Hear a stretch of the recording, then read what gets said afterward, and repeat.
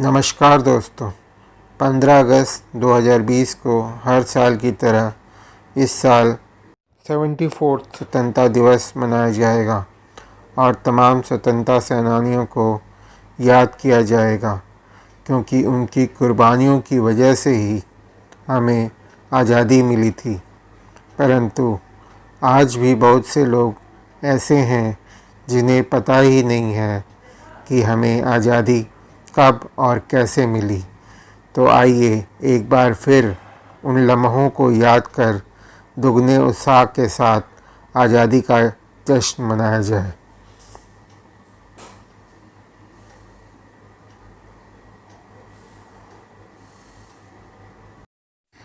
यहाँ सवाल अंग्रेज़ों से आज़ादी का है, तो अंग्रेज़ों ने हमें ग़ुलाम कब बनाया?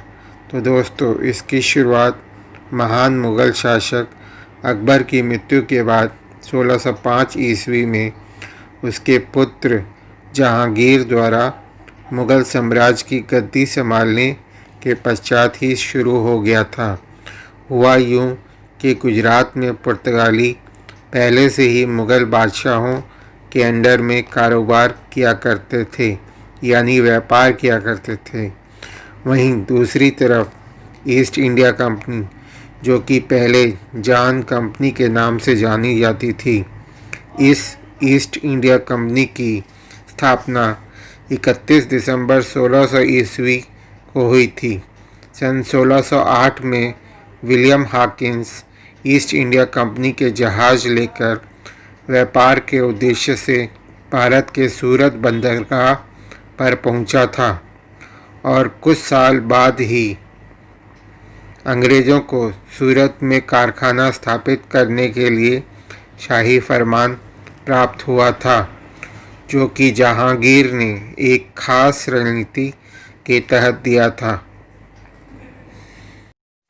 कंपनी ने सूरत में जनवरी 1613 को भारत में अपना पहला कारखाना खोला और प्रोडक्शन का कार्य शुरू कर दिया। यहाँ हैरत की बात यह है कि कारखाने में रजाई, गद्दे और कपड़े बनाए जाते थे।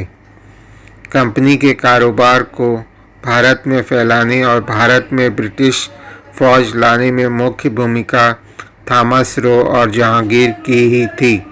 दूसरी तरफ पुर्तगालियों को यह बर्दाश्त नहीं हुआ और उन्होंने सूरत बंदरगाह पर हमला बोल दिया, तो मुग़लों ने अंग्रेज़ी नौसेना से मदद मांगी। कहा जाता है कि अंग्रेज़ सौदेबाजी में माहिर थे, सो उन्होंने मदद के बदले में मुग़ल शासक को इस बात के लिए राज़ी कर लिया कि मदद के बदले में ईस्ट इंडिया कंपनी पर किसी प्रकार का व्यापारिक प्रतिबंध या टैक्स नहीं लगाया जाएगा। बस यहीं से धीरे धीरे अंग्रेज़ों ने अपनी कूटनीति के माध्यम से अन्य यूरोपीय व्यापारिक कंपनियों को भारत से खदेड़ निकाला और अपने व्यापारिक संस्थाओं का विस्तार करना शुरू किया। अंग्रेज़ों ने भारत के पूर्वी और पश्चिमी तटीय क्षेत्रों में कई व्यापारिक केंद्र स्थापित किए और कलकत्ता, बॉम्बे, मद्रास के आसपास ब्रिटिश संस्कृति को विकसित किया। व्यापार के दौरान अंग्रेज़ों ने देखा कि भारत सामाजिक, राजनीतिक और आर्थिक तौर पर बिल्कुल ही अस्त व्यस्त है तथा लोगों में आपसी मतभेद है। इसे ही देखते हुए अंग्रेज़ों ने भारत पर शासन करने की दिशा में सोचना प्रारंभ कर दिया था। इसी क्रम में 1757 में प्लासी की लड़ाई लड़ी गई, जिसमें ईस्ट इंडिया कंपनी ने बंगाल के नवाब सिराजुद्दौला को पराजित कर दिया और भारत में ईस्ट इंडिया कंपनी का शासन स्थापित हो गया था। परंतु 100 साल के भीतर ही कंपनी की दमनकारी और अन्यायपूर्ण शासन की नीतियों के खिलाफ जनता में असंतोष विद्रोह के रूप में भड़कने लगा। 100 साल बाद ही 29 मार्च 1857 ईस्वी को मंगल पांडे नाम के एक सैनिक द्वारा बैरकपुर छावनी में अपने अफसर के विरुद्ध विद्रोह से 1857 का विद्रोह शुरू हुआ था। मामला सैनिकों द्वारा नए कारतूस के इस्तेमाल न करने से था। बस यहीं से इस क्रांति की शुरुआत हुई, जो कि मेरठ से होते हुई कानपुर, बरेली, झांसी और दिल्ली तक फैल गई। इस 1857 के विद्रोह को ही भारत का प्रथम स्वतंत्रता संग्राम कहा जाता है। इस क्रांति का असर सीधा ईस्ट इंडिया कंपनी पर पड़ा और उसके शासन का अंत हो गया था। भारत से ईस्ट इंडिया कंपनी की विदाई के बाद 1858 में ब्रिटिश क्राउन का भारत पर सीधा नियंत्रण हो गया, जिसे ब्रिटिश राज के नाम से जाना जाता है। यहाँ बता दें कि ब्रिटिश राज में भारत में कुछ बदला नहीं, सब कुछ वैसा ही चलता रहा जैसे ईस्ट इंडिया कंपनी के समय में था। हालात बद से बदतर होते चले गए। हाँ, पर कुछ हद तक नीतियों में परिवर्तन हुआ था। पर 1857 के विद्रोह ने आज़ादी का बिगुल या कहे तो चिंगारी तो लगा ही दी थी। बस इंतज़ार था तो केवल एक ऐसे नेतृत्व का जो सभी को एकजुट करके स्वतंत्रता दिलाने की राह पर आगे बढ़े। एक लंबे इंतजार के बाद 1915 में महात्मा गांधी के रूप में भारत को एक सशक्त नेतृत्व प्राप्त हुआ। सत्याग्रह और अहिंसा के सिद्धांतों पर चलकर उन्होंने भारत को आज़ादी दिलाने में महत्वपूर्ण भूमिका निभाई। उनके इन सिद्धांतों ने पूरी दुनिया में लोगों को नागरिक अधिकारों एवं स्वतंत्रता आंदोलन के लिए प्रेरित किया। उन्हें भारत का राष्ट्रपिता भी कहा जाता है।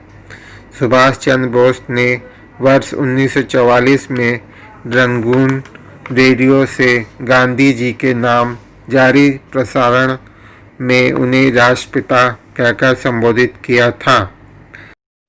सन 1921 में गांधी जी ने भारतीय राष्ट्रीय कांग्रेस की बागडोर संभाली और अपने कार्यों से देश के राजनीतिक, सामाजिक और आर्थिक परिदृश्य को प्रभावित किया। उन्होंने अनेक आंदोलन किए, जिसमें मुख्य रूप से 1930 में नमक सत्याग्रह और 1942 में भारत छोड़ो आंदोलन सर्वोपरि रहे।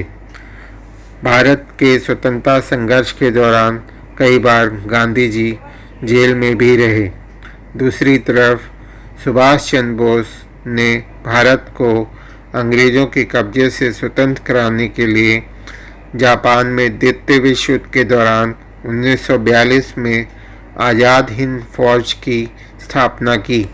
सुभाष चंद्र बोस की देश सेवा और भक्ति को देखते हुए गांधी जी ने उन्हें देशभक्तों का देशभक्त कहा था।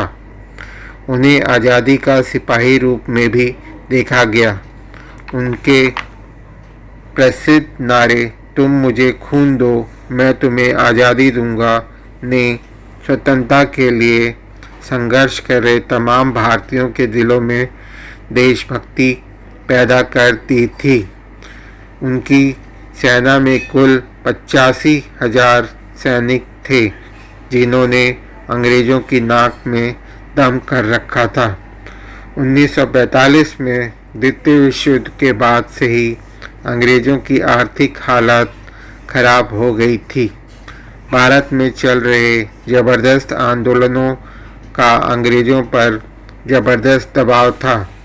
वहीं दूसरी तरफ 1945 में ब्रिटिश चुनाव में लेबर पार्टी की जीत हुई थी, जिसने अपने मैनिफेस्टो में घोषणा की थी कि जीतने के बाद भारत और भारत जैसी अनेक इंग्लिश कॉलोनियों को आज़ाद कर दिया जाएगा।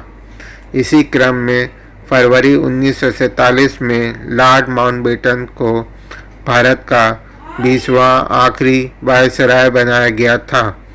उन्हें व्यवस्थित तरीके से भारत को स्वतंत्रता दिलाने का कार्यभार सौंपा गया था।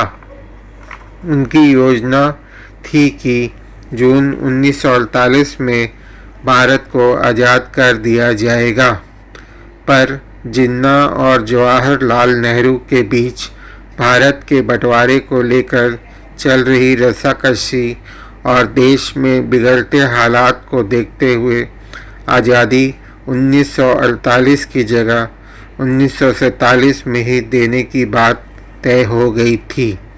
अब सवाल तारीख का था, जो तारीख लॉर्ड माउंटबेटन ने 15 अगस्त तय किया हुआ था।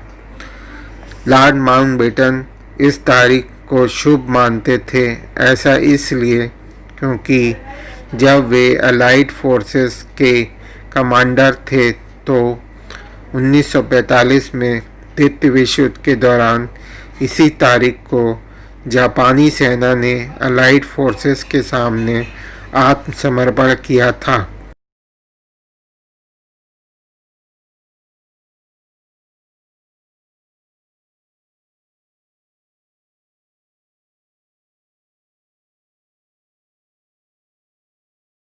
तारीख और सन तय होते ही भारतीय ज्योतिषियों में खलबली मच गई, क्योंकि यह तारीख अमंगल और अपवित्र थी। मगर लॉर्ड माउंटबेटन इस तारीख को टालने के पक्ष में नहीं थे। ऐसे में ज्योतिषियों ने सुझाव दिया कि 14 और 15 के बीच का समय अर्थात आधी रात का समय शुभ है, जिसका समय रात 11:51 PM से लेकर 12:39 AM तक का था। पर इसमें एक बात यह भी थी कि नेहरू जी को अपनी आज़ादी की स्पीच रात 12 बजे तक ख़त्म करनी थी। 14 अगस्त के दिन ही सभी तैयारियां पूरी कर ली गई थी, जिसमें कॉन्स्टिट्यूशन असेंबली की नींव रखी गई। नेहरू जी ने तय समय सीमा के भीतर ही आज़ादी की स्पीच दी और इसी के साथ भारत को आधी रात को आज़ाद घोषित कर दिया गया। परंतु आज़ादी के इस जश्न में राष्ट्रपिता महात्मा गांधी मौजूद नहीं थे। वे इस दौरान बंटवारे की वजह से हो रहे तनाव व दंगों को रोकने के लिए कलकत्ता में अनशन पर बैठे थे। उन्होंने कहा था, यहाँ दंगे हो रहे हैं, मैं ऐसे में आज़ादी की खुशी कैसे मना सकता हूँ। दोस्तों, मैं उम्मीद करता हूँ कि आप समझ गए होंगे कि हम कब और कैसे गुलाम हुए, आधी रात को ही आज़ादी क्यों मिली। तो आइए मिलकर आज़ादी का जश्न मनाते हैं। जय Hind. Long years ago, we made a tryst with destiny, and now the time comes when we shall redeem our pledge, not wholly or in full measure, but very substantially. At the stroke of the midnight hour, when the world sleeps, India will awake to life and freedom.